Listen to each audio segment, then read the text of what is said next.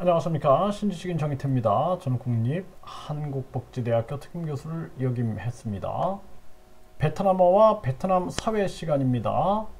네, 베트남어 공부는 제가 항상 말씀드리죠. 이 정희태 신지식인 TV 가시면은 네, 여기 정희태 신지식인 TV에 베트남어와 베트남어와 한국어, 네, 여기 한국어 베트남어라는 섹션이 있어요. 네, 한국어 베트남어 섹션에 여기 보면은 베트남어 문자와 성조 이렇게 쭉 나와 있습니다. 이걸 보시면은 금방 베트남어를 어떻게 읽고 어떻게 발음할까 이거를 알 수가 있습니다. 요거를 참조하시면 돼요. 11개 강좌가 있으니까요. 요 11개 미리 보시고 그리고 이제 이 수업을 들으시면 됩니다. 요즘에 한국에 베트남 사람들이 한 약 20만 명, 또 베트남에 한국 사람들이 약 20만 명, 베트남에 한국 회사가 약 1만 개가 있습니다. 네, 그러다 보니까 한국에서도 베트남에서도 베트남어를 알아야지만 우리가 소통을 할 수가 있고 또 서로 존중하면서 또 어떤 안 좋은 일이 있으면은 거기에 대비할 수도 있겠죠. 이제 가장 중요한 것은 서로 존중하면서 협력하는 부분이다. 이렇게 말씀을 드리겠습니다. 답변해 주시면 감사하겠습니다. 이렇게 말을 할 수 있죠. Nếu anh trả lời thì tôi sẽ cảm ơn 이렇게 했어요. 자, nếu 하면은 만약 뭐뭐 한다면인 거예요. 만약 뭐뭐 한다면 영어로 말하면 if를 말하는 거죠. 그래서 nếu 네 anh 네 젊은 남자죠. trả lời 하면은 답변해 준다면 nếu 네 nếu thì 뭐뭐 하면 요게 만약 뭐뭐 한다면 요게 nếu thì 이렇게 되는 거예요. nếu thì 그래서 nếu anh trả lời thì 만약 이 젊은 남자 당신이 답변해 준다면 또이 나는 sẽ 뭐뭐 할 것이다. cảm ơn 네 cảm ơn 네요 오에다가 요 쉼표를 찍어 놓으면 이런 발음이에요. 네 그래서 cảm ơn 네 이렇게 되는 거예요. cảm ơn 네 이렇게 우리나라 발음에는 없죠. 네 처음엔 저도 좀 이게 이상하게 어려웠어요. 네, 답변해 주시면 감사하겠습니다. Nếu anh trả lời thì tôi sẽ cảm ơn. 네, 구체적으로 답변해 주세요. 구체적으로 답변해 주세요. 네, xin hãy 이렇게 하면은 이 베트남어는 이렇게 꺾는 음이 있어요. 고금이라 그러죠. 고금. 네, 하이 아주 강하게 꺾어요. 요거는 하이, 이렇게 여기는 또 약간 약하게 꺾어요. 네, 그래서 다르죠. 네, 요 고금이 이게 어렵다 그래요. 그래서 중국어는 4성조다 그러는데 베트남은 6성조기 때문에 굉장히 어렵다 이런 얘기를 하는데 요 발음이 어려워요. 그래서 xin hãy 하면 뭐뭐 해 주세요. 아주 공손한 표현이에요. xin은 아주 공손한 표현이고 hãy 뭐뭐 해 하세요 이러는 거죠. trả lời 네, trả lời 하면은 trả lời 답변하세요. 답변해 주세요. một cái 하면은 뭐뭐 하게 이거예요. 우리식으로 말하면 뭐뭐 하게 개예요. 네, 그래서 예를 들어서 그 사람은 착하게 생겼어요. 뭐 이럴 때 요 개 있죠. 그런 겁니다. 그래서 요 베트남어에도 이렇게 그 어미 형태가 남아 있어요. 어미. 네, 그래서 목가익 하면 뭐뭐 하게 구태 구체적으로 이게 이제 요거 뭐 개 이런 거죠. 그래서 구체적으로 답변해 주세요. 목가익 구태 네, 목가익 구태 네, 요 고금이 약간 약한 고금이죠. 요거 허이 이렇게 얘기합니다. 허이 구 이거는 밑에 낭 해서 밑으로 탁 찍는 발음이에요. 그래서 여기도 있죠. 낭 요 발음. 그래서 목가익 구태 네, 목가익 구태 저는 아직 한국어를 못합니다. 네, 또이 하면 저죠. 쯔어 네, 아직 뭐뭐 하지 않다 이런 거예요. 이게 쯔어 너희 말하는 게 아직 안 된다. 너 하면은 럭 이거는 되다 뭐뭐 되다예요. 그래서 이게 우리가 예를 들어서 뭐 피동사 같은 거 쓸 때 쓰는 거예요. 너희 너 하면은 내가 말하는 게 아직 안 돼요. 네, 말하는 게 아직 안 돼요. 그러는 거죠. 네, 띵한 네, 한국어를 저는 아직 한국어를 못합니다. 이런 뜻이에요. 그래서 또 있죠. 너희들 말하게 되는 거. 띵한 한국어를 말하게 되는 것을 저는 아직 못해요. 또 있죠. 네, 요 쯔어를 많이 써요. 베트남 사람들이. 또 있죠. 너희들 띵한 또 있죠. 너희들 띵한 네, 이렇게 말할 수 있습니다. 저는 아직 한국어를 못합니다. 구체적으로 답변해 주세요. 시나이 짤러이 목가이 구태 네, 답변해 주시면 감사하겠습니다. 네, 안 짤러이 티 또 이 새까먼 네, 이렇게 말하면 되겠어요. 요 베트남어고요.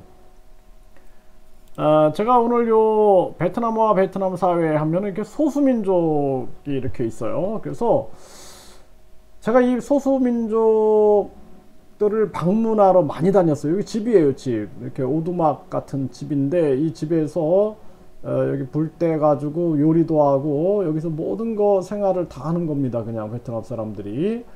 그 베트남에 54개 소수민족이 있어요. 그래서 이 소수민족 마을에 가는 걸 참 제가 좋아해서 이 소수민족 마을에 가보면 이 사람들이 농사를 짓고 있어요. 그래서 이 4차 산업혁명이 진행이 되고 식량 주권 문제가 터졌을 때 지금 뭐 4차 산업 세력들이 식량 주권을 잡기 위해서 자기들이 GMO라든지 유전자 조작 이런 거 하잖아요. 유전자 조작 식물.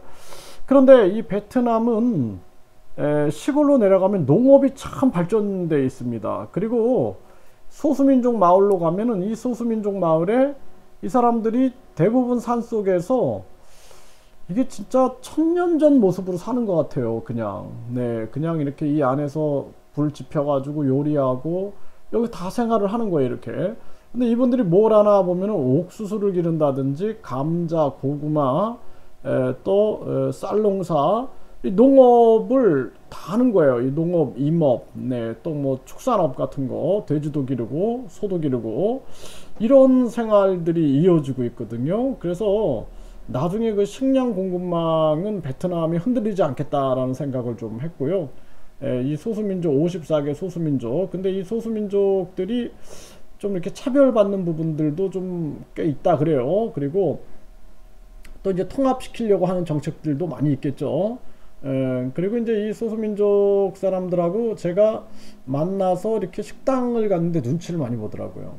그래서 그게 왜 그런가 했더니 이제 소수민족들이 국경 지역에 많이 살고 그러다 보니까 베트남 정부 입장에서는 이 소수민족들이 외세와 손을 잡고 이렇게 뭔가 하도 외세 공격을 많이 받다 보니까 외세에 의해서 흔들릴 수 있는 부분이 있지 않을까. 그런 부분에서 전쟁을 치르면서 이렇게 경계를 많이 했다 그렇다고 하더라고요. 그래서 그런 부분들이 좀 있는 것 같아요. 그래서 소수민족들하고 같이 식사를 하는데 주변 눈치를 많이 이렇게 보는 모습을 보면서 좀 안타까운 마음도 있었습니다. 네, 이런 부분들 좀 말씀을 드리고요. 또 이 베트남 사회에서 오늘 보니까 블링턴 국무장관이 다음 주에 베트남을 전격 방문한다. 네, 이렇게 얘기를 하고 있어요. 네, 그러면서 중국이 커지는 영향력 견제, 베트남, 인도네시아 달려가는 미국. 지금 뭐 보시다시피 뭐 프랑스의 대통령이 지금 중국의 시진핑과 와서 만나고 뭐 독일 또 많은 나라들이 와가지고 중국의 시진핑과 만나죠. 그러니까 이 바이든의 4차 산업 독점과 식량 독점, 에너지 독점 이게 안 먹혀 들어가는 거예요. 달러 기축통화 독점이. 그러다 보니까 유럽 입장에서도 이거 미국이 이렇게 자꾸 동맹이고 뭐고 다 뒤통수를 치니까 결국에는 유럽도 지금 중국과 경제적인 교류를 하기 위해서 나서고 있는 그러한 모습이죠. 지금 네, 이러한 모습이 지금 전개가 되고 미국의 독주를 견제하고 있는 거예요. 근데 이 베트남 같은 경우에는 이 역사적으로 보면은 미국과의 전쟁이 있었죠. 미국과의 전쟁을 이겼어요. 또 중국과의 전쟁이 있었는데 중국과의 전쟁을 이깁니다. 프랑스하고의 전쟁을 이기죠. 네, 또 일본의 보호령으로 5년을 지배받았는데 일본 같은 경우는 이제 원자폭탄을 맞으면서 결국에는 물러가게 되는 그러한 상황이 발생이 됐어요. 외세의 침입이 굉장히 많았죠. 몽골이 3번 침입을 했는데 이걸 다 막아냅니다. 굉장한 이 자부심을 가지고 있는 민족들인데 지금 미국하고 중국 입장에서도 베트남을 어떻게 좀 우리 쪽으로 끌어당겨야지 하지만 베트남은 굉장히 노련합니다. 네, 어디 편에도 서지 않죠. 보면은 아주 가깝지도 않게 멀지도 않게 유지하면서 미국과 중국 사이에서 아주 그 고도의 줄타기를 잘하고 있는 모습이에요. 그래서 미국과 중국이 안달이 나게 만들어 놓는 거죠. 이 외교력을 한국도 배워야 된다. 저는 그렇게 생각을 하고요. 그러니까 베트남 역사를 제가 이렇게 공부하면서 느끼는 것은 뭐냐면은 베트남이 하도 외세의 공격을 많이 받다 보니까 그 외세의 그냥 이론이 아니라 그 실제적으로 뭐 프랑스 전쟁, 중국과의 전쟁, 미국과의 전쟁, 몽골과의 전쟁 이런 아주 수도 없는 전쟁들을 겪어나가고 일본의 보호령부터 시작해가지고 프랑스의 100년 지배, 중국의 1000년 지배 이런 것들을 계속 겪으면서 그 속에서 쌓아 올린 노하우가 있는 것 같아요. 아, 외세를 이렇게 다뤄야겠다, 저렇게 다뤄야겠다라는 부분들. 그래서 한국도 사실상 한국은 좀 약간 굴종 외교를 많이 하죠. 네, 일본이나 또는 보면은 중국, 또 미국한테 굴종 외교를 많이 하는데 그래서 우리가 뭐 중국과의 관계에서도 보면은 한국은 좀 이렇게 굴종한단 말이죠. 그래서 뭐 몽골 원나라 지배 때도 보면은 고려의 왕 이름에 충자를 넣어가지고 몽골에게 충성하게끔 한다든지 또는 조선의 명나라에게 이렇게 좀 숙이고 굴종하고 이러면서 버텨나가는 그러한 역사적 과정이 있다 그러면은 베트남은 붙어버리죠 그냥. 그러니까 미국도 그렇고 중국도 그렇고 한마디로 말해서 베트남은 좀 건들면 위험하다라는 생각들을 하는 거예요. 역사 속에서 그게 증명하니까. 그러니까 몽골이 3번 침입했을 때도 당당하게 그걸 물리치면서 그 DNA가 흐르고 있는 겁니다. 프랑스 전쟁에서 승리하고 DMBMF에 이제 저도 가보니까 거기 전쟁에서도 보면은 그 DMBMF가 굉장히 이렇게 그 산악 지역인데 무기를 이거를 어떻게 이 무기를 저 산 위로 옮길까?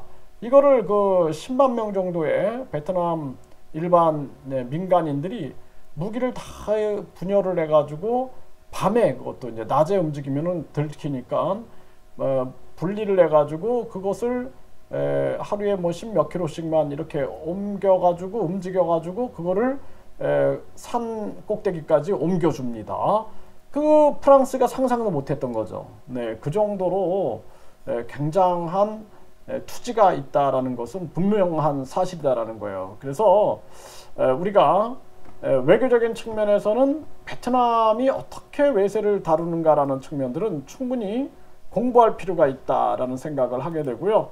네, 제가 오늘은 이렇게 소수민족 얘기를 잠깐 드렸는데 앞으로 소수민족 얘기를 좀 많이 좀 해드릴게요. 그리고 오늘 베트남어 공부는 네, 답변해 주시면 감사하겠습니다. 네, 완짤러이티 또 있어요. 까먼 구체적으로 답변해 주세요. 신하이 짤러이 못가이 꾸태. 저는 아직 한국어를 못합니다. 또 있죠. 노이드 업딩한. 네, 이렇게 공부를 하시면 되겠습니다.